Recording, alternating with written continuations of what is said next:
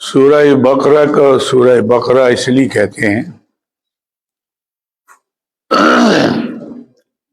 کہ اس کی 8ویں رکوع کے اندر ایک اہم واقعہ بیان ہے جو اللہ کی قدرت کاملہ پر دلالت کرتا ہے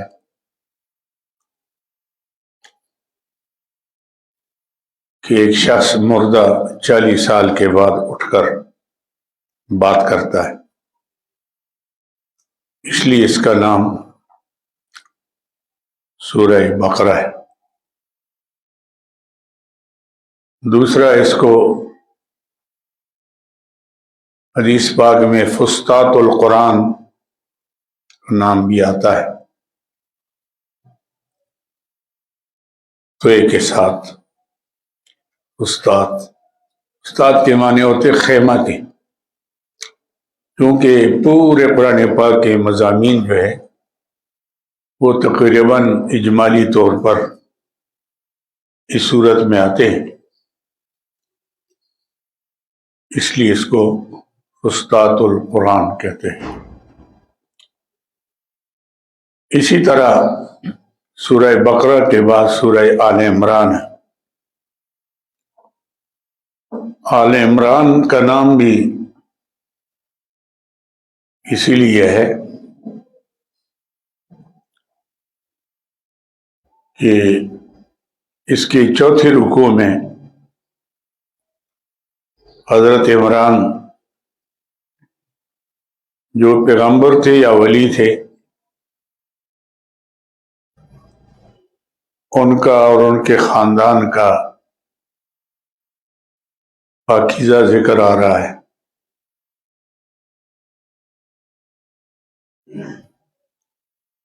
اس لیے اس کو آل عمران کہتے ہیں۔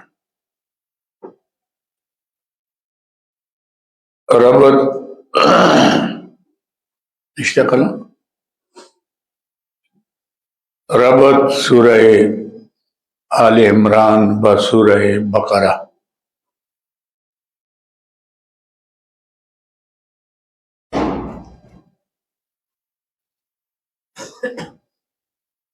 سورہ بقرہ کے آخر میں اللہ سے درخواست کی گئی تھی کہ فانصرنا علی القوم الکافرین، اے اللہ ہمیں کافروں پر فتح دے دے۔ اب سورہ آل عمران میں بتایا جائے گا کہ وہ کافر کون ہیں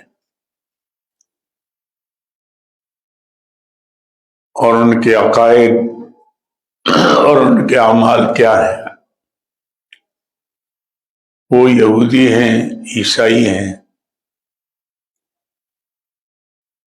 جس کے لیے ہمیں یہ تعلیم دی گئی تھی کہ ہمیں ان پر مدد دے دیں، لیکن آج ہم انہیں سے مدد لے رہے ہیں۔ الٹا کام ہو گیا، کام الٹا ہو گیا۔ تو اس لیے اس کو سورہ آل عمران کہتے ہیں۔ ترتیب کے اعتبار سے یہ قرآن کریم کی تیسری سورت ہے۔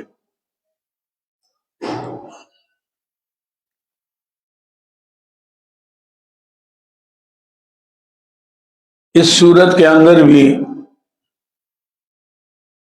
سورہ بقرہ کے وہ چاروں مضامین آتے ہیں،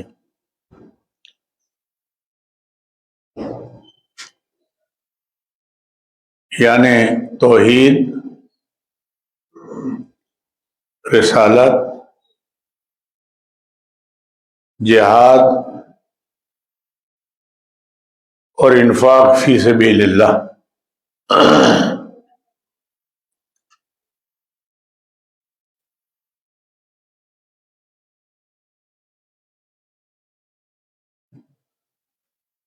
لیکن فرق اتنا ہے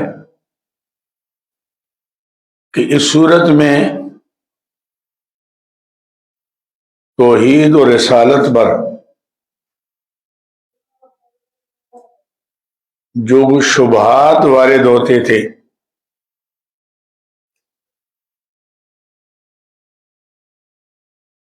یعنی اعتراضات، شبہات، اعتراضات،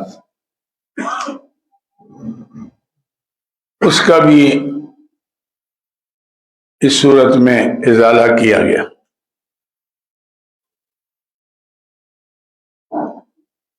ذرا ادھر ہو جائیں، ذرا سمٹ جائیں تھوڑا سا، ماشاء اللہ۔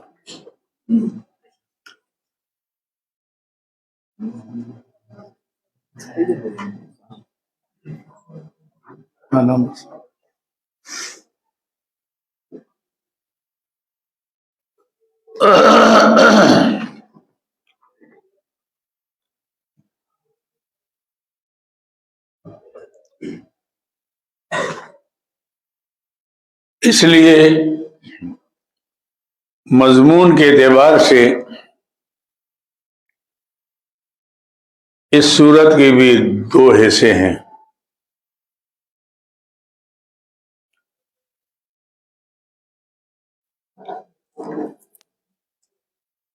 پہلا حصہ ابتدا سے لے کر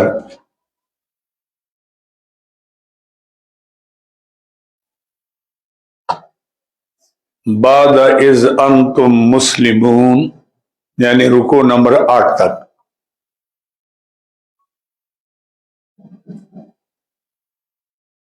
رکوع نمبر 8 تک اس میں توحید کا بیان ہوگا،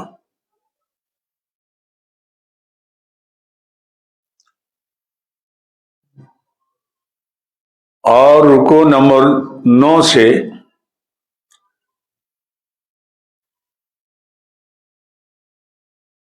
فقد ہدی الی صراط مستقیم تک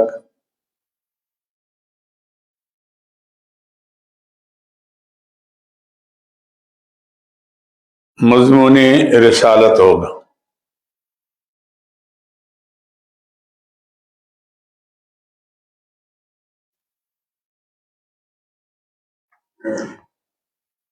وہاں سے لے کر سورت کے آخر تک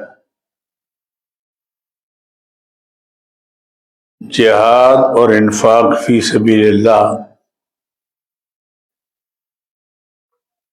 کا ذکر ہوگا۔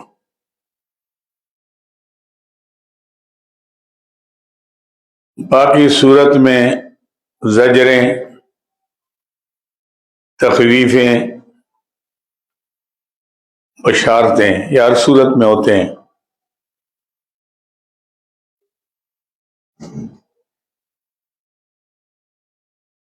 مذکور ہوں۔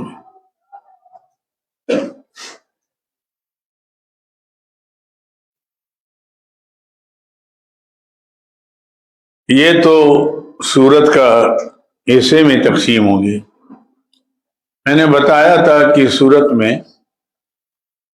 5 شبہات توحید پر وارد ہوں گے۔ دوسری تقریر، یوں لگ لینا، دوسری تقریر۔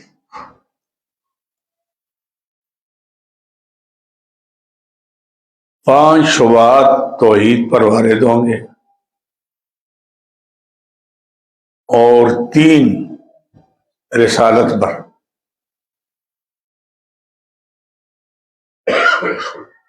جن کا ازالہ کیا جائے گا۔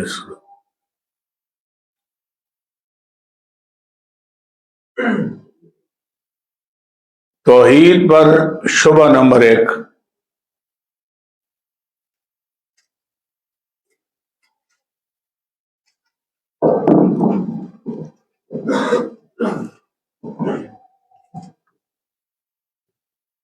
یہ اس کے ساتھ لے کے شبہ نمبر 1 شان نزول سورہ آل عمران، یہ ساتھ آ جائے گا۔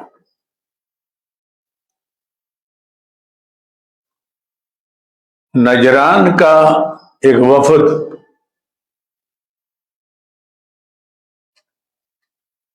عیسائیوں کا نجران کی عیسائیوں کا ایک وفد 60 آدمیوں پر مشتمل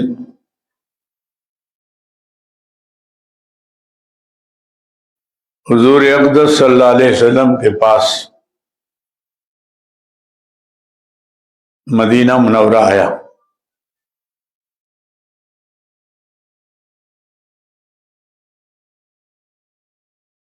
حضور اقدس صلی اللہ علیہ وسلم نے مسجد نبوی میں ان کو ٹھہرنے کی اجازت دی،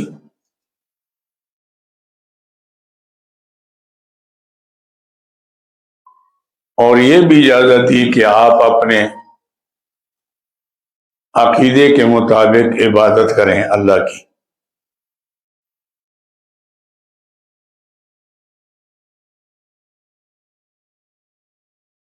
اور ان سے پوچھا کہ آپ کیوں آئے؟ انہوں نے کہا مناظرے کے لیے آئے، مناظرے کے لیے آئے۔ آج کل کسی کو کہو نا کہ مناظرے، اس کا نکلو یہاں سے، ایسے میں تو حضور اقدس صلی اللہ علیہ وسلم نے فرمایا کہ اچھا بتائیں آپ کس موضوع پر مناظرہ کریں گے؟ انہوں نے کہا کہ حضرت مائی مریم اور حضرت عیسیٰ علیہ السلام کے بارے میں۔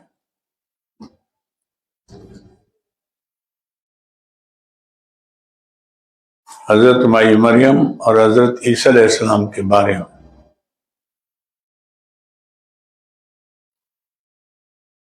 پوچھا گیا کہ کیا مناظرہ کروں گے؟ انہوں نے کہا ہمیں کوئی اعتراضات ہیں،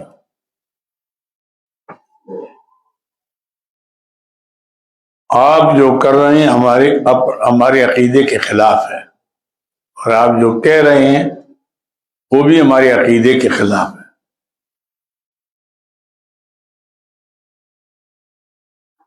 ہمارا پہلا اعتراض یہ ہے کہ عیسیٰ علیہ السلام اللہ کے بیٹے ہیں،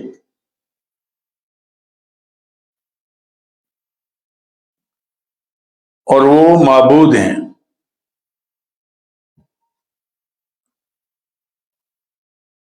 اس لیے کہ عیسیٰ علیہ السلام کے بارے میں کلمۃ اللہ، روح اللہ، کلمۃ اللہ، روح اللہ جیسے الفاظ آتے ہیں۔ قرآن میں بھی آتا ہے کلمۃ القاہا الی مریم وروح منہ، قرآن میں بھی آتا ہے۔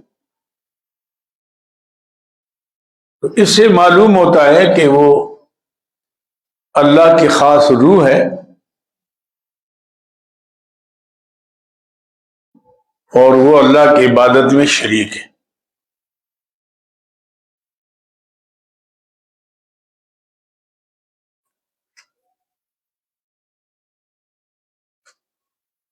دوسرا اعتراض یہ ہے، یہ توحید پر ہے 5 اعتراضات۔ دوسرا اعتراض یہ ہے کہ عیسیٰ علیہ السلام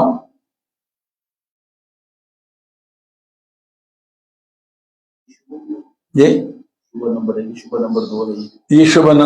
یہ 2 ہو جائے گا، شبہ نمبر پہلا تو وہ ہو گیا۔ عیسیٰ علیہ السلام جو ہے نا کلمۃ اللہ، روح اللہ، اس قسم کے الفاظ آتے ہیں، ان کے کتابوں میں بھی تھے اور وہاں قرآن میں بھی ہے۔ تو اس سے معلوم ہوتا ہے کہ یہ خاص عیسیٰ علیہ السلام کے لیے، تو اس لیے وہ معبود ہے، اس میں شریک ہے اللہ کے ساتھ۔ دوسرا اعتراض یہ ہے کہ عیسیٰ علیہ السلام جو پیدا ہوئے ان کا باپ کوئی نہیں ہے، تو بغیر باپ کے تو کوئی پیدا نہیں ہوتا، لہذا وہ اللہ کے بیٹے ہیں۔ یہ ان کا سوالات تھے۔ تیسرا شبہ یہ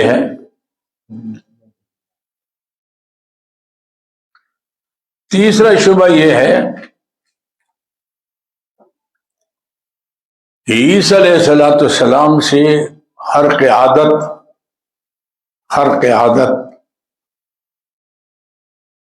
بڑے بڑے معجزات ظاہر ہوئے. مثلا مردوں کو زندہ کرنا،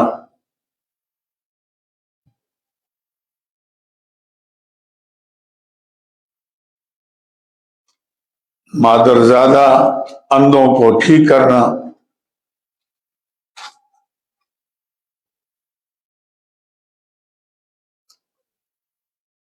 کیچڑ سے پرندی کی شکل بنا کر اس میں پھونک مار کر اس کو اڑانا، زندہ ہو جاتا تھا.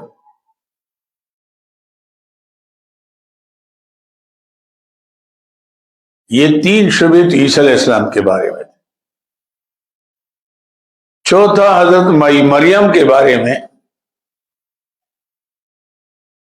کہ ان کے پاس بے موسم پھل آتا تھا.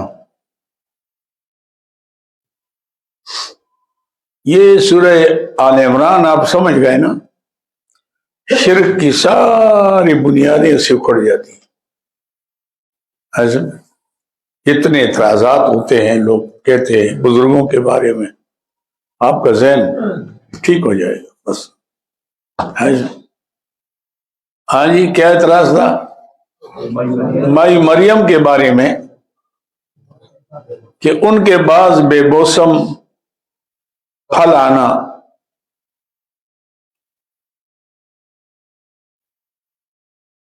اور ان کی تربیت عام عورتوں کی تربیت کے خلاف، یعنی ایک دن میں اتنی بڑھتی تھی جتنے دوسرے ہفتے میں بڑھتی ہے، ہفتے میں اتنی بڑھتی تھی جیسے دوسرے مہینے میں اتنی بڑھی جیسے دوسرے سال میں. ایسا تو یہ اس سے پتہ لگتا ہے کہ مائی مریم بھی خود مختار تھی،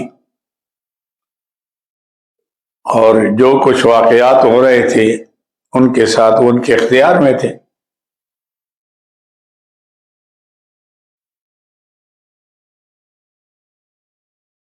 پانچواں شبہ حضرت زکریا علیہ السلام کے بارے میں کہ زکریا علیہ السلام کو بڑھاپے میں بیٹا ملا.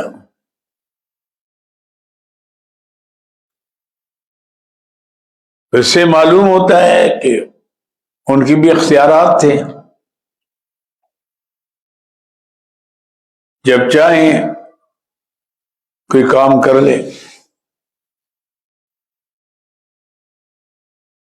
یہ 5 اعتراضات.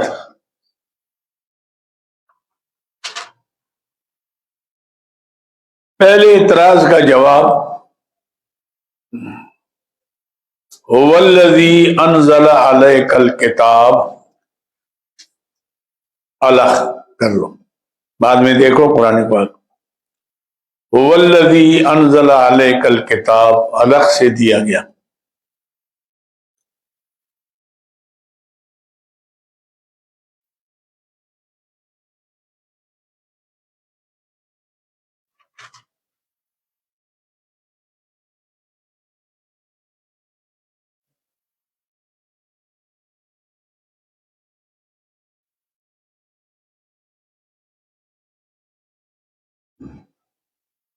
دوسرے شعبے کا جواب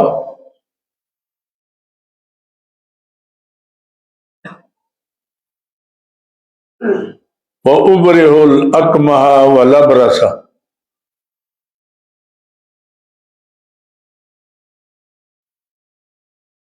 وَأُحْيِي الْمَوْتَى بِإِذْنِ اللَّهِ.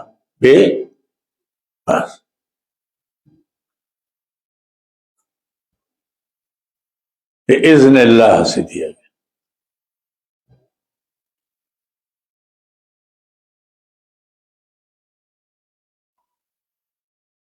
تیسری شبے کا جواب ما کان لبشرن، اس شبے میں یہ بھی تھا کہ جو ہماری کوئی عبارتیں ملتی ہیں، بزرگوں نے کہا کہ عیسیٰ علیہ السلام کو پکارو، ہمیں پکارو، اس کا جواب ما کان لبشرن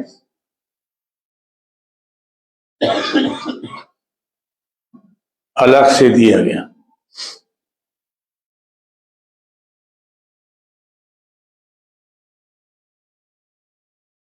اور چوتھے شعبے کا جواب یا مریم انا لک ھذا،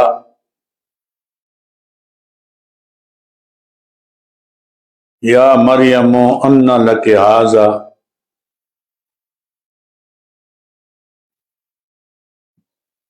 الگ سے دیا گیا۔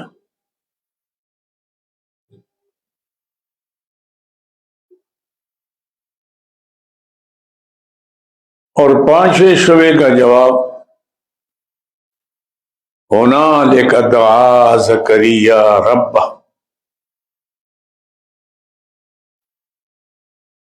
الگ سے دیا گیا۔ پہلا شبہ یہ تھا کہ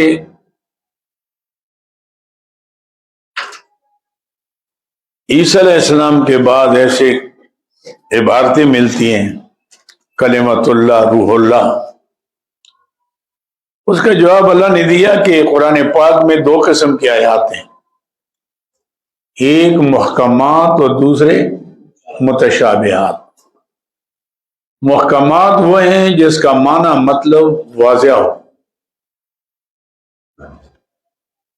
متشابہات وہ ہیں جس کا معنی مطلب واضح نہیں ہے۔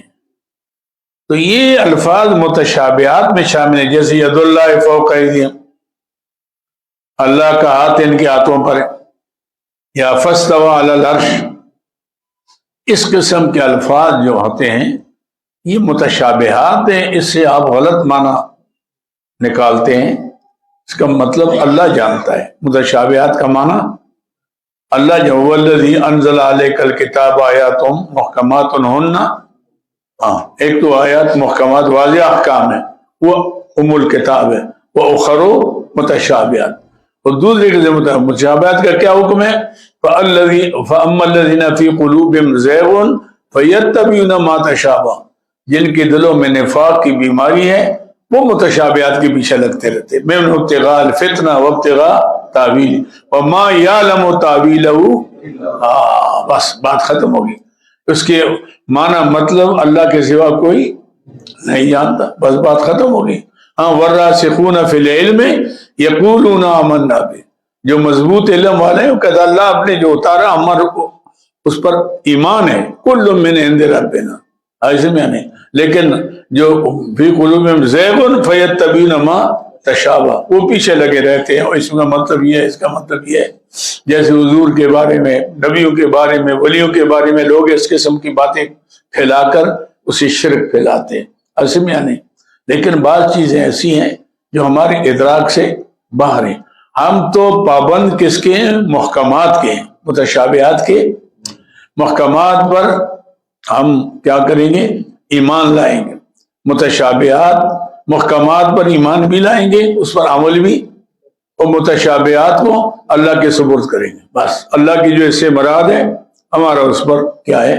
ایمان۔ سمجھ بات کو؟ یعنی کتنی بالکل آسان طریقے سے یہ بات واضح ہو گئی کہ بعض متشابہات جو ہیں اس کے پیچھے پڑنا یہ نفاق کی علامت ہے، منافقت کی علامت ہے۔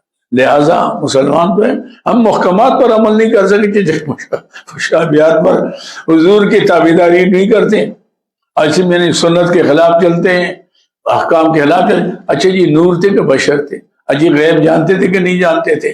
اجی عالم الغیب ہے کہ نہیں ہے؟ مختار کل ہے، اس سے ہمارا کیا تعلق ہے؟ ایسے میں نہیں۔ اب لوگوں کو گمراہ کرنے کے لیے وہ باتیں شروع کرتے ہیں، یہ نہیں کر رہے کہ حضور کا حکم کیا ہے، ہم مان رہے ہیں کہ نہیں مان رہے، اس میں بغاوت کر رہے ہیں یا ٹھیک چل رہے ہیں، یہ نہیں دیکھ رہے ہم، جس پر ہماری نجات کا دار و مدار ہے۔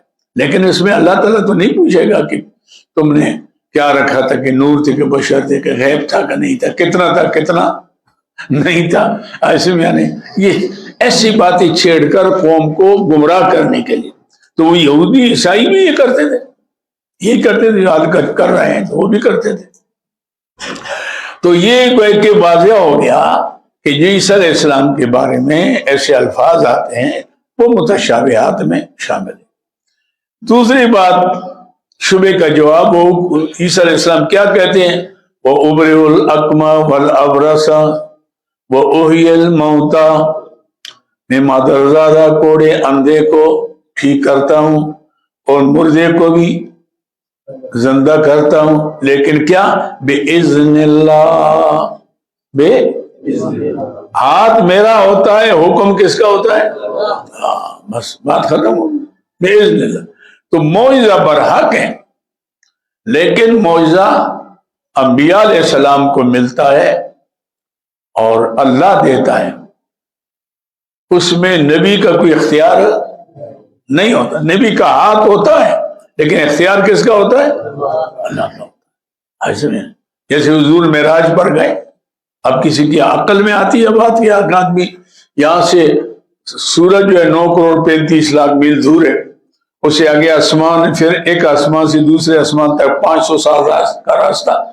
ایسے میں نہیں، پھر آ کر 100 جنت ہوگی، اوپر پھر میدان مزید، اوپر پھر جناب علی عرش الہی لامتنائی، وہاں تک لے جانا. اب بتائیں کسی کی عقل میں آتی ہے بات؟ تو یہ حضور کا مسئلہ تو نہیں تھا، اللہ کا مسئلہ تھا. سبحان الذی اسریٰ، اللہ فرماتے میں پاک ہوں کمزوری سے، میں نہیں جا سکتا ہوں، بس میں لے گیا. اب کوئی کہے کہ کیسے؟ بھائی کیسے تو اعتراض اللہ پر کرو گے، پھر کس پر کرو گے؟ اللہ پر کرو گے. تو کیسے کا مسئلہ تو نہیں، وہ تو اللہ لے گیا بس، اور اس کی طاقت ہے، وہ کن فیکون ہے. تو لیکن ہمارے ادراک میں اب عیسیٰ علیہ السلام سے جتنے معجزات ظاہر ہو رہے تھے، تو عیسیٰ علیہ السلام خود کہتے ہیں کہ بِإِذْنِ اللہ، کسے؟ بات ختم ہوگی. لہٰذا اس میں ان کے معبود ہونے کے لیے کوئی بات نہیں ہے. معبود تو وہ تھے کہ اس کا اپنا اختیار ہوتا، اپنا اختیار نہیں، اختیار تو رب کا ہے، ہاتھ ان کا ہے، حکم رب کا ہے، بات ختم ہو گئی. ایسے اب یہ تیسرا اعتراض جو تھا کہ ساتھ جی عیسیٰ علیہ السلام بغیر باپ کے پیدا ہوئے اور ہمیں کچھ عبارتیں ملتی ہیں بزرگوں کی کہ اس میں کہا گیا کہ ہمیں پکارا کرو، ایسے میں نہیں. تو اللہ نے اس کا جواب دیا، ان مسئلہ عیسیٰ عند اللہ کا مسئلہ آدم. اچھا تم کہتے ہو کہ عیسیٰ علیہ السلام اس لیے اللہ کے بیٹے ہیں کہ اس کا باپ نہیں ہے، تو تم پھر آدم علیہ السلام کا باپ بتاؤ. اگر بغیر باپ کے نہیں ہو سکتا کوئی، یہاں تو ماں ہے باپ نہیں ہے، وہاں تو نہ ماں ہے نہ باپ ہے، نہ ماں ہے. ان مسئلہ عیسیٰ عند اللہ کا مسئلہ خلقہ من تراب ثم قال له کن فیکن، بس. تو اللہ کے سامنے کوئی مشکل نہیں ہے، سمجھے میری بات کو. تو تم چلو عیسیٰ علیہ السلام کا باپ بتاؤ، نہیں ہے تو تم آدم علیہ السلام کا باپ بتاؤ، نہیں ہے تو باپ ہے. آدم علیہ السلام کو بھی پھر اللہ کا بیٹا کہو، کیونکہ باپ نہیں ہے نا. تو باپ جس کا نہ ہو تو اس کا باپ اللہ ہو گیا، تو پھر ان کا بھی باپ ہو گیا نا، پھر تو باپ ختم ہو گئے. سمجھے بات کو. دوسرے قرآن قانون بتایا، ما کان لبشر، یہ آئے گی تو اشارہ دے دیں، ما کان لبشر ان یؤتی اللہ الکتاب والحکم والنبوۃ، کسی بشر کے لیے مناسب نہیں ہے جس کو کتاب بھی مل جائے، حکمت بھی مل جائے، نبوت بھی مل جائے. سبحان. ثم یقول للناس کونوا عبادا لی، پھر لوگوں کو یہ کہے کہ آؤ مجھے پوجو، میری پرستش کرو. اللہ ایسا نہیں. اس سے معلوم ہوتا ہے کہ جن بزرگوں کے، جن نبیوں کے بارے میں اس قسم کی عبارتیں ہیں، وہ عبارتیں باغیوں نے گڑی ہیں، ان کا بزرگوں کے ساتھ کوئی تعلق نہیں. آپ کو ایک بات بتاؤں، ذہن میں ایک بات رکھ لیں کہ بعض لوگ کسی نبی یا ولی کی بات آتی ہے، وہ ڈائریکٹ اس نبی ولی پر اٹیک کرتا ہے، جس سے فتنے اٹھتے ہیں۔ ایسے میں نہیں، آپ ان پر اٹیک نہ کریں، آپ اٹیک ان پر کریں جو ان کی طرف منسوب کرتے ہیں باتیں۔ بات سمجھ آ گئی؟ اٹیک کرو گے، مثلا حضرت پیرانی پیروں کے بارے میں کہ 11 سال کا بیڑا نکالا ہے یہ، یا کہتے ہیں جناب علی امداد کن اب درد کا مازاد کن یا شاہ عبد القادر جیلانی، اس قسم کی باتیں لوگ پیش کرتے ہیں۔ تو اب بتائیں ان سے کہ بابا یہ تو حضرت پیرانی پیر کا نہیں ہے، یہ تو کسی آدمی نے من گھڑت بنایا اپنے پیٹ پالنے کے لیے، کیونکہ ان کا نام نہیں لوگے تو دیگیں نہیں ملے گی نا، دیگیں تو تب ملتی ہیں 11ویں شریف کی خوب جناب علی اڑاتے ہو کہ ان کا نام، ان کی طرف باتیں منسوب کرتے ہو، لیکن منسوب تو تم کر رہے ہو۔ پیرانی پیر اب تک غنیت طالبین ہے، فتول غیب ہے، فتح الربانی ہے، اب بتائیں ان میں ہے کہیں؟ آج میں فتول غیب ان کی بڑی زبردست کتاب عقائد کی، غنیت طالبین فقہ کی کتاب ہے، بڑی 4 جلدوں میں میرے پاس ہے، آج میں نہیں۔ اور فتح الربانی جو ان کے 62 باز ہے، بہت زبردست بات ہے، آپ ذرا ان پڑھیں، اور عربی میں ہے، اردو میں ترجمہ بھی اس کا ہوا ہے، آپ پڑھیں تو آپ کا ایمان تازہ ہوگا۔ آج میں انہوں نے تو کوئی بات نہیں کی، یہ تو لوگ کہتے ہیں کہ یا رضا کا بیڑا نکالا، یہ قصہ بنایا، عورتوں کا قصہ ہے، انی نے بتایا تھے، نانی نے بتایا تھے، دادی نے بتایا، اس قسم کی باتیں لوگ کرتے ہیں۔ کیا ہو گیا جی، ایک بڈھیا سی تھے، اس بچے کی شادی ہو رہی سی تھے، 11ویں شریف پول گئی تھے، باب پیرانی پیر سارا لے کر نہ بارات کو دریا میں ڈبو دیا، وہ روتی رہی 11 سال تک۔ سب کوئی عقل کی بھی بات کرے نا آدمی، اجے 11 سال کے بعد وہ کسی نے کہا وہ بڑھی تو 11ویں نہیں دی تھی نا، انہوں نے کہا اچھا کہ تو 100 روپے دیتا، پیرانی پیر نے سارا بیڑا نکال کے کہنا، لوگ نارے بولو پوچھو ان سے، یہ بھی بات ہے، یہ جو 11 سال رہے ہیں ان کے نمازوں کا کیا بنے گا، ان کے روزوں کا کیا بنے گا؟ یہ قصے خواجہ اجمیری رحمۃ اللہ علیہ کے بارے میں بڑے قصے آ جائیں، بگرداب بھلا افتاد کشتی، مدد کن یا معین الدین چشتی، ایسے یہ قصے لوگوں نے بنائے اپنے دکانداری چمکانے کے لیے، اپنے دکانداری، ان کا بزرگوں کے ساتھ کوئی تعلق نہیں۔ تو بزرگوں کا قرآن نے فیصلہ کیا، ما کان لبشر، ما کان، چاہے وہ نبی ہے چاہے وہ ولی ہے، چاہے وہ نبی ہے چاہے ولی ہے، ما کان لبشر ان یؤتیہ اللہ الکتاب والحکم والنبوۃ، کسی بشر کے لیے لائق ہی نہیں، مناسب ہی نہیں، جس کو کتاب دے دی، حکم دے دیا، دانائی دے دی، حکمت دے دی، نبوت دے دی، ثم یقول للناس کونوا عبادا لی، پھر لوگوں کو کہیں آؤ ہمیں پوجو، ہمارے آگے سجدہ کرو یا ہمیں پکارو، ولیکن کونوا ربانیین، لیکن وہ کیا کہتے ہیں؟ رب والے بن جاؤ، لوگوں سارے در چھوڑ کر ایک رب کو پکارو۔ سبحان، ساری نبی کو مقصد کیا تھا آنے کا؟ کہ سارے در چھوڑ کر ایک رب کے در پر آ جاؤ، یہ ان کا مشن ہے، یہ ان کا پروگرام ہے۔ تو نبیوں نے تو یہ تعلیم دی، ولیوں نے یہ تھا۔ تو آپ کبھی ایسا نہ کریں کہ کسی بزرگ کی طرف منسوب واقعہ ہو اور آپ کو کوئی سنائے، آپ فوری طور پر اس بزرگ پر اٹیک کر لیں، بس اس سے تو اب لڑائی شروع ہو جائے گی، وہ جی بزرگاں نہ من کرے، وہ جی غصہ آ گئے ڈنڈے چلائیں گے، ایسا نہیں۔ آپ کہیں نا بابا بزرگ کا اس کے ساتھ کوئی تعلق نہیں، یہ کسی پیٹو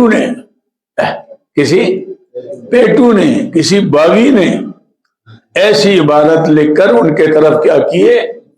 منسوب کیے ہے، ان کا اس کے ساتھ کوئی تعلق نہیں۔ یہ آیات تمہیں یاد ہونا تو کوئی دھوکہ نہیں دے سکتا۔ ما کان لبشر، صرف نبی کے لیے نہیں ہے، ہر نبی، ولی، قطب، غوث، ابدال، اخیار، نقبا، نجبا سارے اس میں آ جاتے ہیں۔ یوت اللہ کتابہ والحکمہ والنبوت ثم یقول الناس کونوا عباد۔ مولوی اور کتاب مل جائے، عالم ہے، مفسر ہے، محدث ہے، محقق ہے، پھر لوگ کہیں جی لوگوں آؤ مجھے پوجو، ولیکن قولوا کونوا ربا، ولیکن قولوا کونوا ربانیین، وہ کیا کہتے ہیں؟ رب والے ہو جاؤ۔ کیا ہو جاؤ؟ بما کنتم تعلمون الکتاب و بما کنتم تدرسون۔ سبحان، دیکھا آپ نے؟ اب کوئی بات رہ گئی؟ ختم ہو جاتی ہے۔ تو ذہن کے اندر یہ مسئلہ رکھ لیں کہ بھائی جو عیسیٰ علیہ السلام کے بارے میں ان عیسائیوں نے کہا تھا کہ جناب ہمیں بزرگوں کی کچھ عبارتیں ملتی ہیں، بزرگوں کی کچھ عبارتیں ملتی ہیں، اور وہ بزرگ جو ہیں وہ ادھر جگہ کر رہے ہیں، آگے آج کچھ عبارتیں ملتی ہیں، اور وہ بزرگوں نے کہا کہ ہمیں پکارا کرو، ہم تمہاری حاجت روائی کریں گے۔ آپ کیا جواب دیں گے؟ ما کانا لبشر، کہ کسی بزرگ کا یہ کلام نہیں ہو سکتا، کسی نبی ولی کا یہ کلام نہیں ہو سکتا کہ وہ لوگوں کو اپنے آپ کو لوگوں سے پجوائے، بلکہ وہ سارے کس کے لیے آئے کہ سارے در چھوڑ کر ایک رب کے در پر آ جاؤ۔ اب سارے بزرگوں کے حضرت پیرانی پیر احمد فتح الغیب پڑھیں آپ، کیسے توحید ہے اس کے اندر، فتح ربانی پڑھیں ان کی، عاصم یعنی ان کی 62 واز پڑھیں، توحید سے لبریز ہے۔ اچھا، حضرت مجد صاحب رحمۃ اللہ علیہ، حضرت خواجہ اجمیری رحمۃ اللہ، سب بزرگوں کے بزرگ ہو ہی نہیں سکتا جب تک موحد نہ ہو، جب تک موحد نہ ہو، وہ تو بزرگ ہے ہی نہیں ہے، وہ کیسے ہو سکتا ہے؟ مشرک کبھی بزرگ ہوتا؟ ایسے میں نہیں۔ تو اس لیے یہ آپ یہ ذہن میں رکھ لیں کہ لوگ آپ پر ایسی سوالات کریں گے، ایسی عبارتیں لائیں گے، اب فوری طور پر اس کو بس بھائی یہ غلط کہہ رہے ہیں، یہ بزرگ کا قول نہیں ہے، بتاؤ بزرگ کی کتاب میں ہے؟ ایسے میں اس میں نہیں ہے۔ لوگوں نے فلاں نے بتایا، نور الدین، خیر الدین، محمد الدین نے کتابیں لکھی ہیں، تو ہم اس کی کوئی ذمہ دار ہیں؟ لوگوں نے رسول اللہ صلی اللہ علیہ وسلم پر تہمت نہیں لگائی، ہزاروں حدیثیں من گڑت نہیں بنائی۔ حضرت امام یوسف رحمۃ اللہ کو 3000 وہ حدیثیں یاد تھی کہ جو لوگوں نے بنائی ہوئی تھی حضور کی طرف منسوب کرتے تھے تاکہ لوگ دھوکہ نہ دیں۔ لوگ کہتے ہیں امام ابو حنیفہ رحمۃ اللہ کو حدیث نہیں آتی تھی۔ بھئی جن کے شاگرد کو 3000 جو ہے نا من گڑت یاد ہو تو اصل کتنی یاد ہو، اور جب اس شاگرد کو اتنی یاد ہے تو استاد کو یاد نہیں، سمجھ بات کو؟ ایسی باتیں تو لوگوں نے بنا، اس لیے تو حضور فرماتے من کذب علی متعمدا فلیتبوأ مقعدہ من النار، جو میرے اوپر جھوٹی بات منسوب کرے گا کہ میرے طرف سے نہیں ہے اور وہ میری طرف منسوب ہے، پھر جہنم میں اپنے لیے ٹھکانہ تیار کر۔ ایسے یہ بار بار حضور کیوں فرما رہے ہیں؟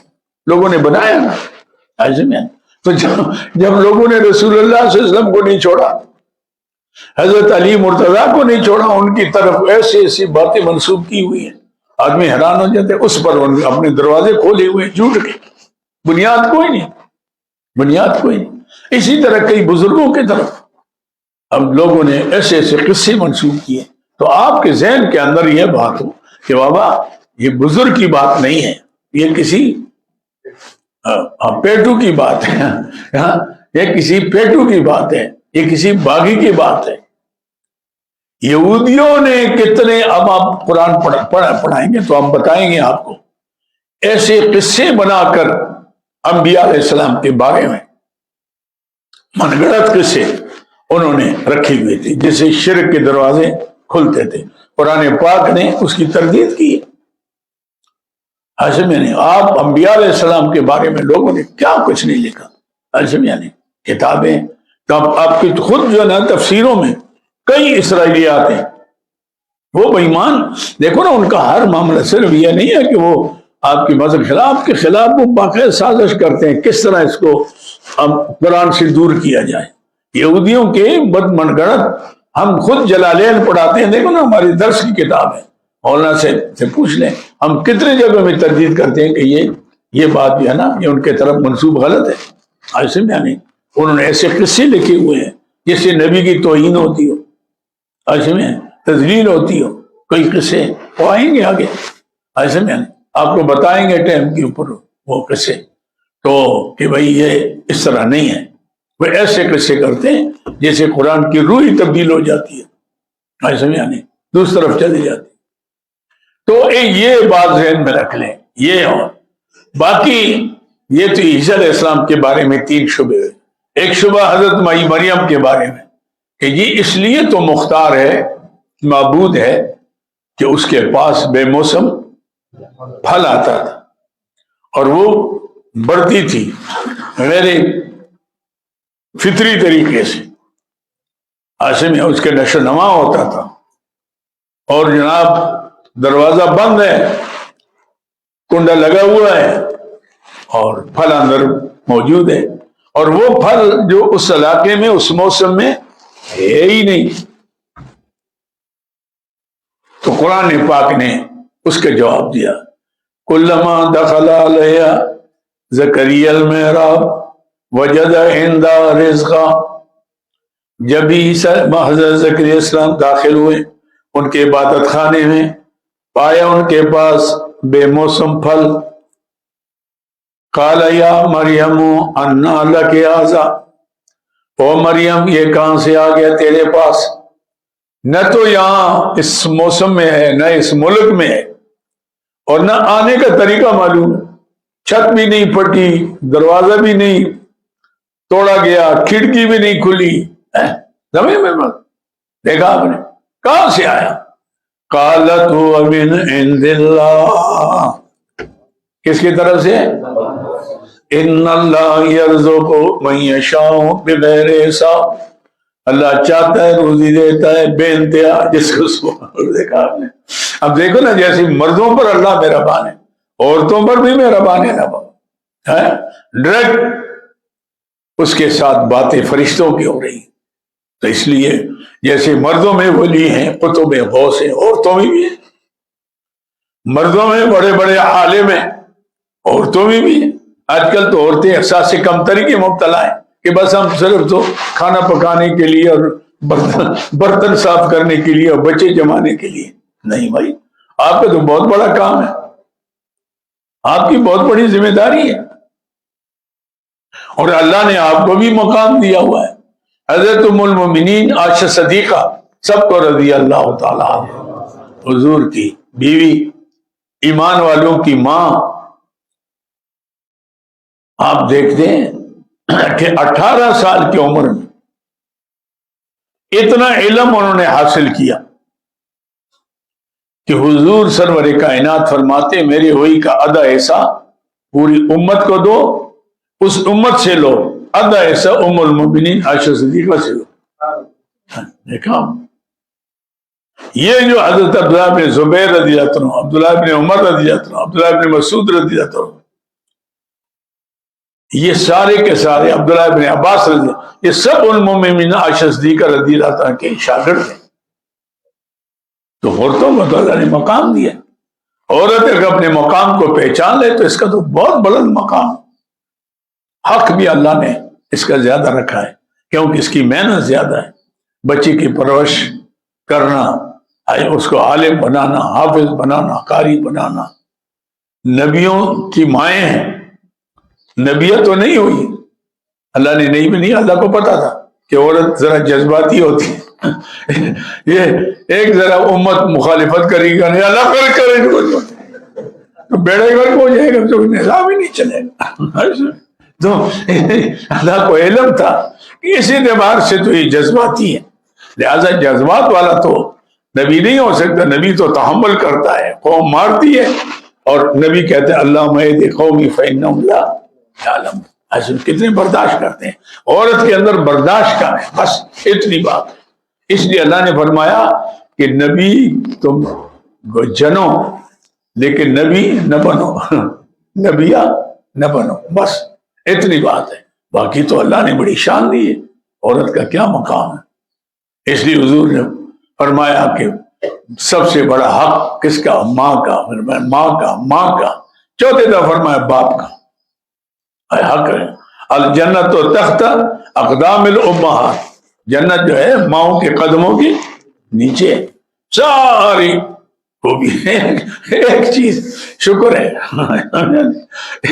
ایک چیز نہیں ہوئی کہ بھئی نبوت ملتی نا تو پھر تو عام لوگوں سے اختلاط بھی ہوتا، وہ بھی ٹھیک نہیں تھا۔ دوسرا مسئلہ یہ تھا کہ جذباتی تھی، قوم نہیں مانتی تو فوراً اللہ سے بد دعا کریں قوم کا بیڑا ہی بن کو مہلت ہی نہ ملے، تو اس لیے یہ نہیں ہے۔ لیکن باقی تو ساری خوبیاں اللہ نے رکھی۔ عورتوں کا علم جو ہے مشہور ہے، ولایت ہے۔ حضرت رابعہ بصریہ کو دیکھے، رابعہ عدتیہ کو دیکھے، کتنے بڑی بڑی ولی کے بڑی بڑی ولی ان کے دربار پر جاتے تھے، ان سے دعائیں مانگتے تھے۔ اجی تو بہرحال لمبا قصہ ہے۔ تو بات میں نے یہ کی کہ بھائی مریم کے بارے میں جو عقیدہ ہے یہ عیسائیوں کا وہ غلط ہے، کہ وہ جو کچھ ہوا کس نے کیا؟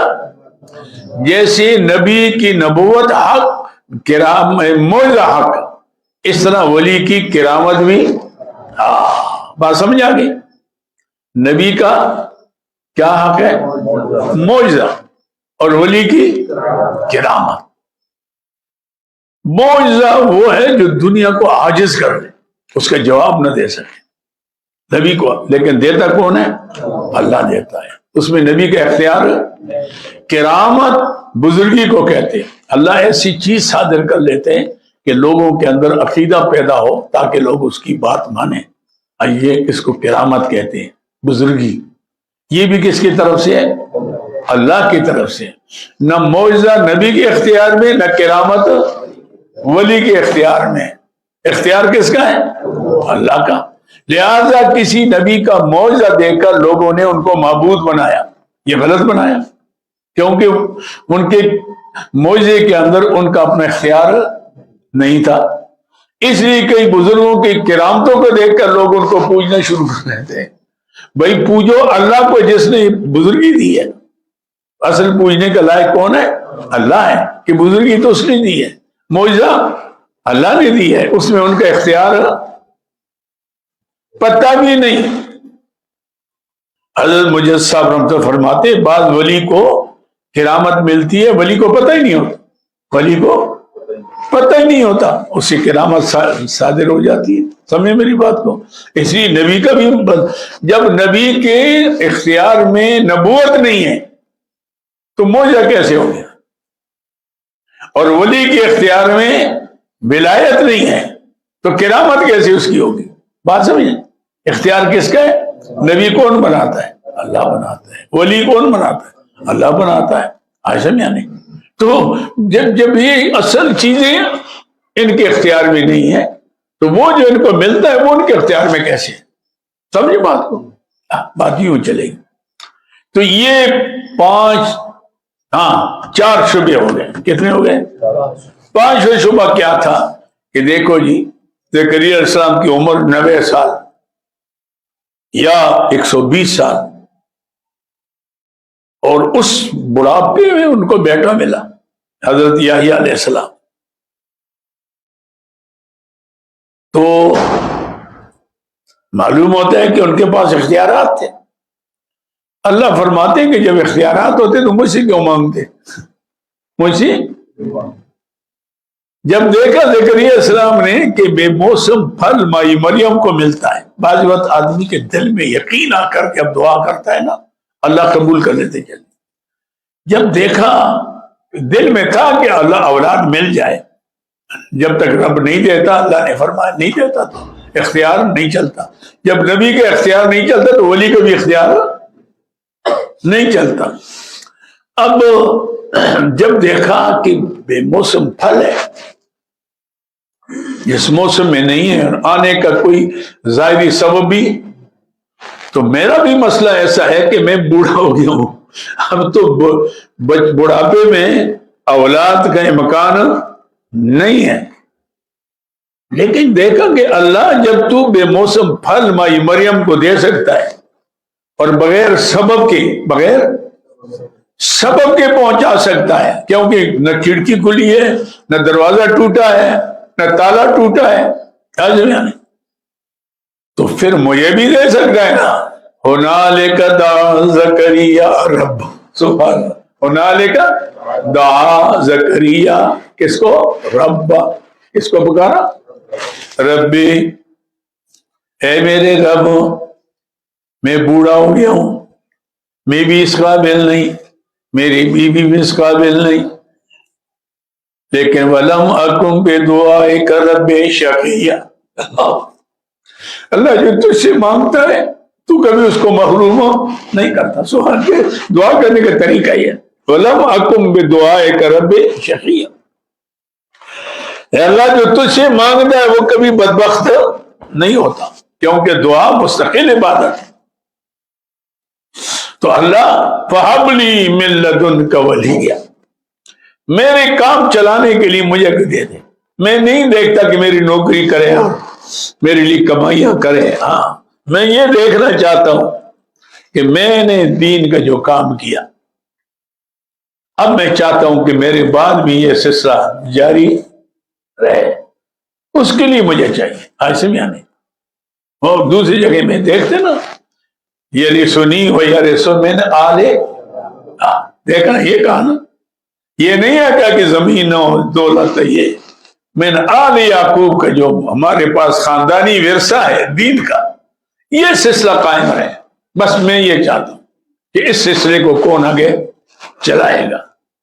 اللہ نے دے دیا یحییٰ علیہ السلام، آواز آئی یا زکریا انا نبشرک بغلام اسمہ، تو اللہ فرماتے ہیں اس میں زکریا علیہ السلام کا کمال نہیں تھا، زکریا علیہ السلام کے مخلصانہ دعا تھی۔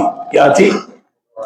تم بھی مخلصانہ دعا اللہ سے کرو تو اللہ قبول کرے گا، کبھی دعا رد نہیں ہوتی۔ سمجھ میری بات کو، بات تو آ جاتی ہے۔ یہ تھی جی توحید پر کتنے شعبے؟ 5 ہو گئے۔ 3 شعبے رسالت پر ہیں، بس یہ 3 شعبے رسالت پر ہیں۔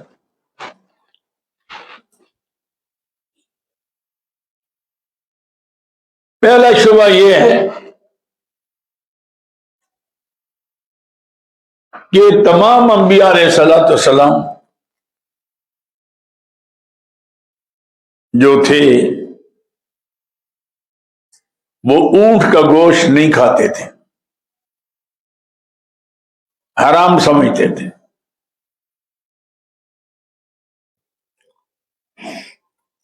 یہ پیغمبر صلی اللہ علیہ وسلم اونٹ کا گوشت حلال سمجھتے ہیں،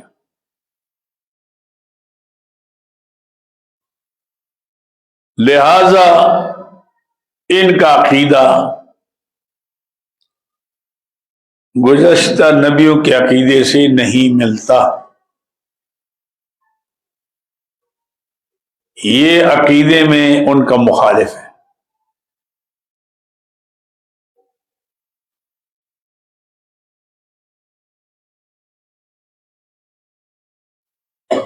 دوسرا شعبہ کہ تمام انبیاء علیہ السلام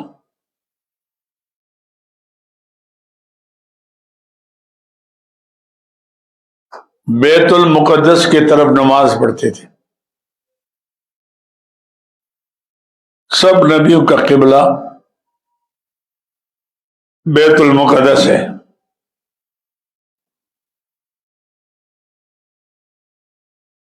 اس نبی صلی اللہ علیہ وسلم نے اپنا قبلہ تبدیل کر کے بیت اللہ شریف بنایا۔ کتنے بڑے بڑے اعتراضات ہیں۔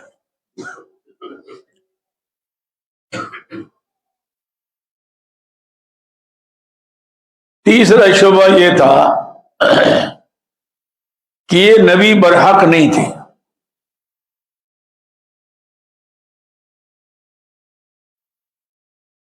اگر یہ برحق ہوتے تو ان کو جنگ احد میں شکست نہ ہوتی.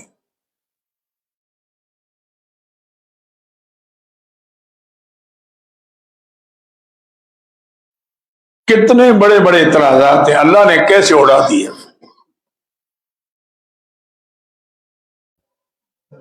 پہلے شعبے کا جواب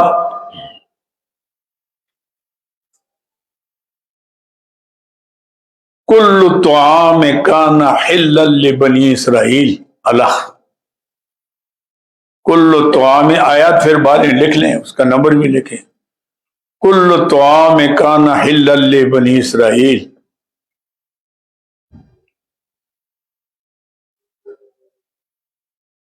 الگ سے دیا گیا، الگ کر کے نا، یعنی آخری. کل طعام کان حلا لبنی اسرائیل، الگ سے دیا گیا. دوسرے شعبے کا جواب ان اول بیت وضع للناس، ان اول بیت وضع للناس للذی ببکۃ مبارکا. ان اول بیت وضع للناس للذی ببکۃ مبارکا وہدی للعالمین سے دیا گیا.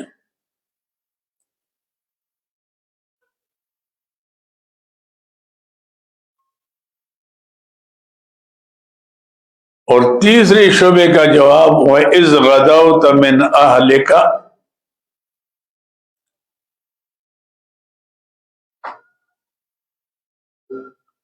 وَإِذْ غَدَوْتَ مِنْ أَهْلِكَ الگ سے دیا گیا.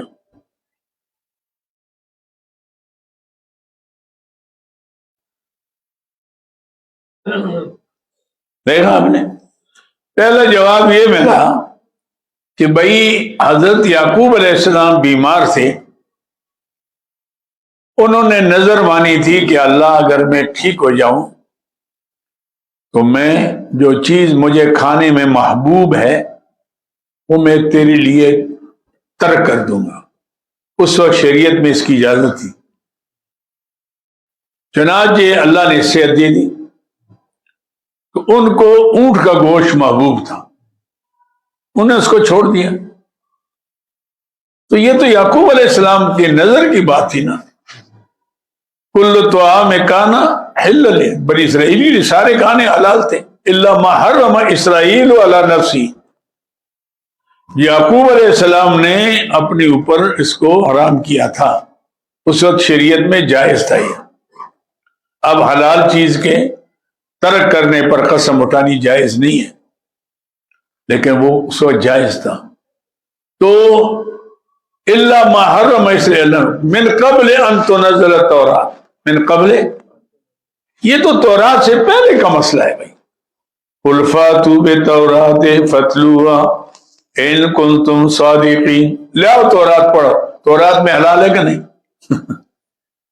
تم بنی اسرائیل ہو، تم کہتے ہیں ہم تورات مانتے، موسیٰ مانتے، موسیٰ علیہ السلام کی شریعت میں تو حلال تھا، تم کیسے اعتراض کرتے؟ دیکھو نا دشمن کا وار، دیکھو کیسے وار کیا الٹا. لیکن اصل حقیقت کیا تھی؟ قرآن نے کہا نا سبحان اللہ، ایسے بکھیر دی. فرمایا کہ یہ تو یعقوب علیہ السلام نے نظر مانی تھی، یہ خصوصیت تھی. یہ حکم کب تھا؟ تورات سے پہلے. قل فاتوا بالتوراۃ ان فتلوها ان کنتم صادقین. لاؤ پڑھو نا اگر تم سچے ہو.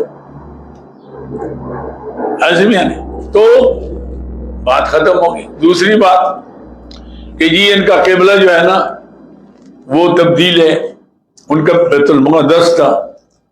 اللہ نے فرمایا غلط کہتے ہو، بیت المقدس تو بعد میں بنایا گیا. بیت اللہ کی تعمیر اللہ نے فرشتوں کے ذریعے آدم علیہ السلام سے بھی 2000 سال پہلے کرائی. یہ ذہن میں رکھ لو. بیت اللہ کی تعمیر آج کل بہت سے لوگ کو یہ مغالطہ ہے، بڑے بڑے مولویوں کو بھی مغالطہ ہے.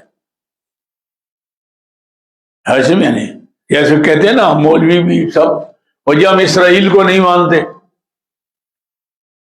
بھائی اسرائیل تو یعقوب علیہ السلام کا نام ہے، اسرا کے معنی عبد، عید کے معنی اللہ، عبداللہ.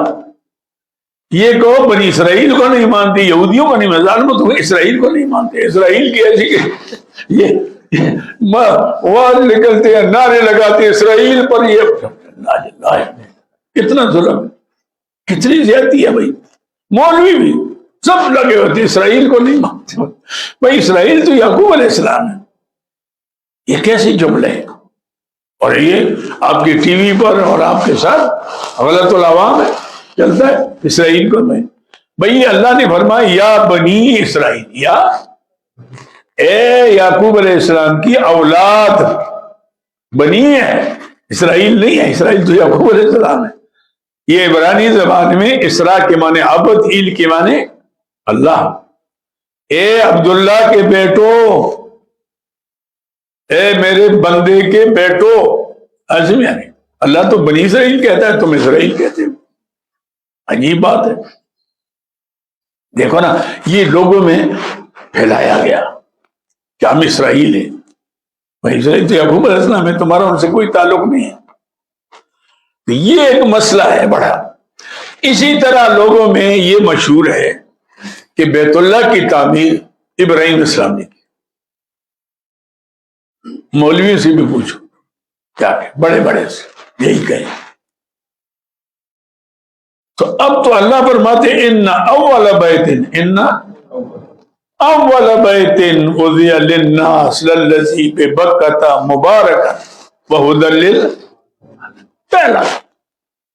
پہلا مرکز یہ بنا ہے کہ یہ جو زمین تھی پہلے سے پانی تھا، پانی پر جو بلبلہ بنا، ایک بلبلہ ہوتا ہے نا پانی کے اوپر نکلتا ہے، یہ بلبلے کی شکل تھی. اس کو اللہ نے پھیلا، درمیان کو رکھ لیا اپنا گھر، یہ زمین پھیلا دی. پھر فرشتوں کو کہا کہ اس کو بناؤ. چنانچہ فرشتوں نے اس کو بنایا. پھر آدم علیہ السلام نے اس کی دوبارہ تعمیر کی. پھر نوح علیہ السلام کے طوفان کے وقت ساری دنیا میں پانی آیا. اللہ نے بیت اللہ کی عبارت کو فرشتوں کے ذریعے سے اٹھا کر آسمانوں پر رکھ لیا.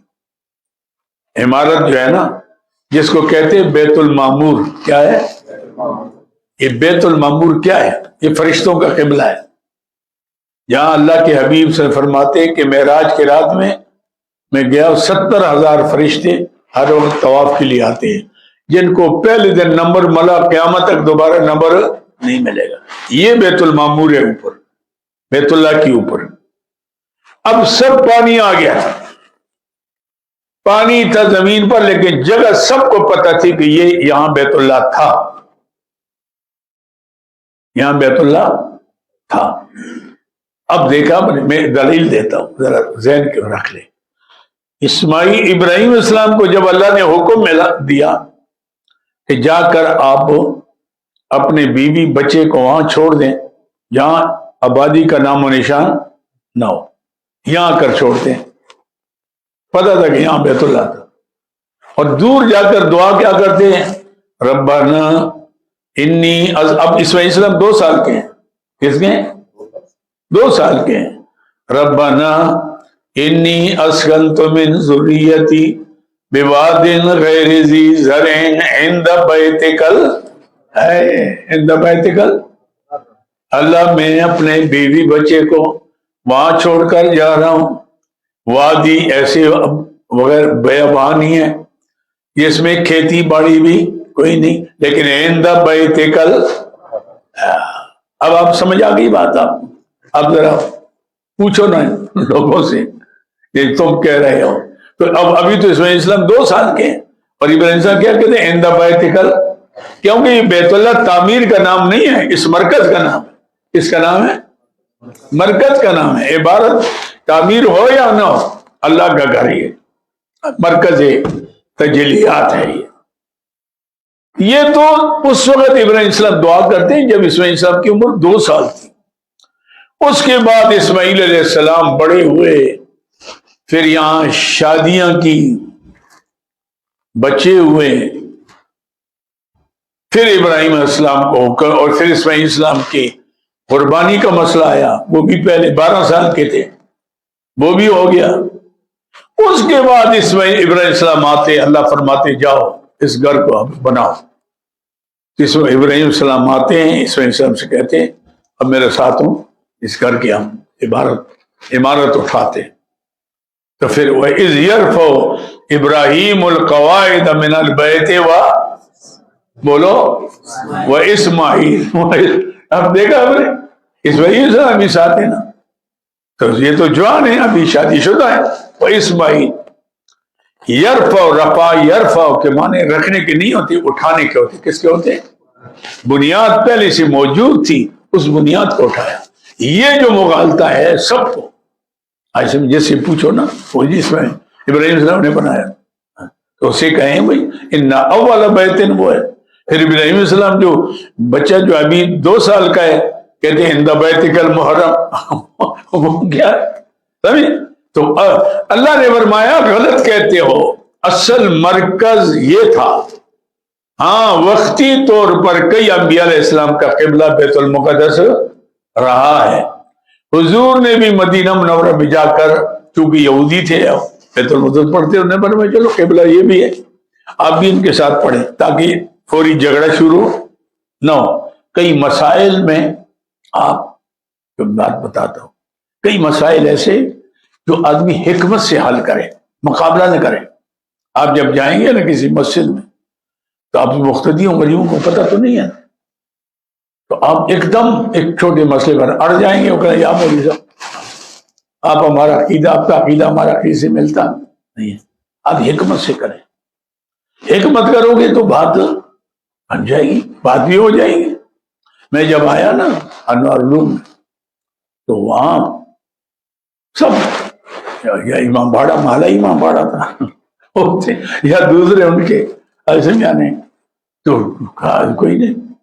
تو مجھے انہوں نے کہا جی آپ سنتوں کے بعد اجتماعی دعا نہیں کرتے؟ میں تو کرتا ہوں، میں سنتے پڑھتا ہوں۔ تو نہیں جی جلدی، میں نے کہا میں نماز پڑھتا، نفلیں پڑھتا تھا، لوگ چلے جاتے تھے، میں نے نہیں کہا کر، پھر میں دعا کرتا ہوں، میں نے کہا میں تو کرتا ہوں، اور جی جلدی کرو۔ تو میں نے کہا اس کا مطلب ہے نماز بھی میری ڈیوٹی ہے، دعا بھی میری ڈیوٹی ہے، بھائی تم کر کے جاؤ۔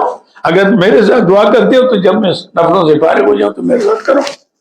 اب کوئی ٹھہرتا تو تھا نہیں، کہا بھی نہیں کہ آپ نہیں کرتے، بھائی دعا تو میں کر رہا ہوں آپ ٹھہر جائیں نا، اور جی ٹھہر نہیں سکتے، نہیں ٹھہر جاؤ، بس ختم ہو گئی آج بات نہیں۔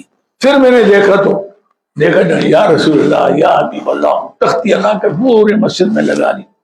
ایک تھا وہ چھچ کے تھے، وہ بڑے سخت تھے، میں نے کہا تو نے مجھ سے واسطہ نہیں پڑا تیرا، لگا لی ساری۔ میں نے رات کو کیا کہ اپنے کمرے میں لا کر نا وہ ساری تختیاں لگا لی، کمرے میں لگا، بڑے مسجد جی کہاں گئی؟ میں نے کہا یہ لگائیں گے، یہاں کیوں لگائی؟ میں نے کہا میں روزانہ دیکھتا ہوں، ضرور پڑھتا ہوں ادھر میں نے کہا کوئی بیوزو آدمی آتا ہے رسول اللہ کا نام دیکھتا ہے، بیعت بھی ہوتی ہے، اس لیے ہر آدمی کے ہر قسم کا لوگ وہاں آتے ہیں، بیعت بھی ہوتی۔ یا میں نے کہا میں 24 گھنٹے دیکھ رہا اس سے بات نہیں، اگر میں نے کہا یوں نہیں کیا نہ لگا اور نہ لڑائی ہوتی۔ اللہ نے کیا سارا مسئلہ ختم ہو گیا، وہاں سے وہ سارے اڑ گئے سب۔ اسی طرح کئی مسائل حکمت کے ساتھ۔ اب اللہ تعالیٰ کی منشا کیا تھی کہ میرے نبی مدینے میں آئے، اب سب یہودی ہیں وہاں، اور جو دوسرے عرب تھے بنی اوس بنی خزرج، وہ بھی ادھر نماز پڑھتے تھے، کیونکہ یہودیوں کے پیری مریدی چلتی تھی، بڑے لوگ تھے، صاحب کتاب تھے۔ اب حضور فوراً تبدیل کرتے نا تو فتنہ اڑتا، اور میں تم انہوں نے کہا ماشاء اللہ دیکھو جدھر ہم نماز پڑھتے ہیں بھی، لیکن حضور کی مرضی کیا تھی کہ بھئی اصل تو بیت اللہ ہے، کب حکم ملے گا؟ اللہ نے فرمایا قد نرى تقلب وجهك في السماء فلنولينك قبلة ترضاها، ان قریب آپ کا قبلہ تبدیل کریں گے۔ میں نے نماز کے دوران فرمایا پھر امتحان بھی آیا، فولی وجہ کا شطر المسجد، اب مسجد قبلتین وہاں ہے نا، قبلتین کیوں ہے؟ عین نماز کے دوران وہ کو ملا، 2 رکعتیں بیت المقدس کی طرف پڑی تھی، 2 رکعتیں فرمایا ادھر منہ پھر۔ تو جو پکے مومن تھے بس حضور نے منہ پھیرا تو انہیں بھی پھیر دیا، جو کمزور تھے انہیں یہ کیا وہ شور مچا دیا۔ ہمیں میری بات کو، تو یہ حکمت تھی۔ لیکن اللہ فرماتے ان اول بیت وضع للناس للذی، یہ تم غلط کہتے ہو کہ ساری نبیوں کا قبلہ وہ تھا، ساری نبیوں کا قبلہ تو بیت اللہ تھا۔ کچھ وقت میں کچھ نبیوں نے اس طرح بھی نماز پڑھی ہے، وہ بھی برحق ہے، وہ بھی برحق ہے، لیکن اصل قبلہ تو یہ جواب ملا کہ نہیں ملا؟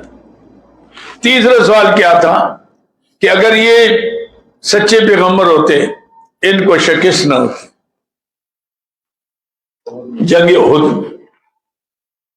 اللہ نے اس کا جواب دیا کہ دیکھو وَإِذْ غَدَوْتَ مِنْ أَهْلِكَ تُبَوِّئُ الْمُؤْمِنِينَ لِلْقِتَالِ، میرے حبیب جب صبح آپ تیار کر رہے تھے ایمان والوں کو لڑائی کے لیے، سب بندی کرتے تھے، اور مسلمانوں کی تعداد 700 ہے، کیونکہ 300 مڑ گئے تھے عبداللہ بن ابی بے ایمان کی سازش سے، 700 رہ گئے، ادھر 3000 سے زیادہ ہیں۔ حضور صلی اللہ علیہ وسلم نے کیا کیا کہ 50 آدمی اوپر احد کے سامنے پہاڑی ہے، اللہ سب کو دکھائے، وہ پہاڑی احد ہے اور ایک پہاڑی ادھر ہے، درمیان میں وادی ہے، نشیبی ہے۔ حضور نے اس نشیبی میں 50 آدمی عبداللہ بن جبیر رضی اللہ عنہ کی قیادت میں بٹھائے کہ یہاں سے تم نے ہلنا نہیں، چاہے ہم شکست کھائیں چاہے فتح حاصل کریں، تم نے یہاں رہنا ہے۔ ادھر جب مسلمانوں نے حملہ کیا نا، پہلا حملہ، کافروں کے پاؤں اکھڑ گئے، سامان سارے چھوڑ گئے، میدان سے بھاگ گئے، یوں گئے، یہ سامنے ہے نا وہ ڈیری ہے، یہ سامنے احد ہے، یہ میدان ہے، یوں بھاگ گئے۔ ادھر مسلمان نے دیکھا کہ وہ تو چلے گئے، میدان خالی ہو گیا، اب لوگ مالی غنیمت جمع کرتے تو ہم بھی جاتے ہیں۔ حضرت عبداللہ بن جبیر نے فرمایا کہ بھائی حضور نے فرمایا سے ہلنا نہیں جب تک میں نہ بتاؤں۔ انہوں نے کہا جی اب کیا کب تک رہیں گے؟ وہ بھی کوئی لوگ جو کہتے ہیں نہیں مال کے لیے ہے فلاں، یہ بکواس کرتے ہیں لوگ، جن کے دلوں میں صحابہ کی محبت نہیں ہوتی، وہ چھوٹی چھوٹی باتوں کو لا کرنا تنقید کا ذریعہ بناتے۔ یہ بات نہیں تھی، وہ چاہے وہ کتنے بھی تھے نا، ہم سارے پاکستانی جمع ہو جائیں، ایک نبی کے ایک صحابی کی جوتی کے تسمے کے برابر ہمارا مقام نہیں ہو سکتا، چاہے ہم کتنے ولی قطب غوث ابدال اخیار کیوں نہ ہوں، جنہوں نے حضور پر ایمان لائے، حضور کی چہرے انور کو دیکھا، حضور کے براہ راست ان سے تعلیم حاصل کی، وہ معمولی مقام ہے۔ اب کیا پیدی کا شورا 14ویں صدی کا ہو کر دیکھ کر ان مقدس ہستیوں پر تنقید کرتا ہے کہ جن کا انتخاب اللہ نے اپنے نبی کی شاگردی کے لیے کیا، یہ تو اللہ کا انتخاب تھا، سمجھے میری بات؟ اختارہم اللہ لصحبت نبی ولاقامت الدین، اللہ نے ان کا انتخاب کیا۔ وقت نہیں اس وقت انشاءاللہ باتیں آئیں گی۔ تو میں بہرحال وہ بڑے لوگ تھے لیکن اجتہادی غلطی تھی کہ بھئی اب کیا کریں، کب تک رہیں گے؟ حضور کا مقصد یہ تھا کہ جب تک لڑائی ہو تو تم آ رہو، اب لڑائی تو ختم ہو تو بھاگ گئے، میدان خالی ہے۔ 11 آدمی پھر بھی رہ گئے عبداللہ بن جبیر کے ساتھ، باقی آ گئے۔ ادھر خالد ابن ولید اس مسلمان نہیں ہوا تھا، ادھر سے لشکر لے کر نا اسی وادی سے آ گئے، تو 11 آدمی کس کا مقابلہ کرتے؟ وہ شہید ہو گئے، انہیں اوپر سے حملہ کیا۔ اللہ نے فرمایا جو احد کے اندر شکست ہوئی، نبی کے اطاعت میں کبھی تمہیں شکست نہیں ہوگی، نبی کے طریقے پر چلو گے دنیا میں بھی کامیاب، قبر میں بھی کامیاب، حشر میں بھی کامیاب۔ نبی کے طریقے کے خلاف چلو گے تو پھر یہ ایسی باتیں ہوں گی۔ یہ اللہ تمہیں بتا رہا ہے، تمہیں جھنجھوڑ رہا ہے کہ ایسا آئندہ نہیں کرنا کہ تم طریقہ اپنا اختیار کرو، کہتے ہم کامیاب ہو جائیں۔ کیسے ہوں گے؟ آج تم پاکستان کو رسول اللہ کے شریعت کے مطابق کر لو، دیکھو یہ پہاڑ سب سونا اگلے، یہ دریاؤں سے سونا نکلے، تم سنبھال نہیں سکو گے۔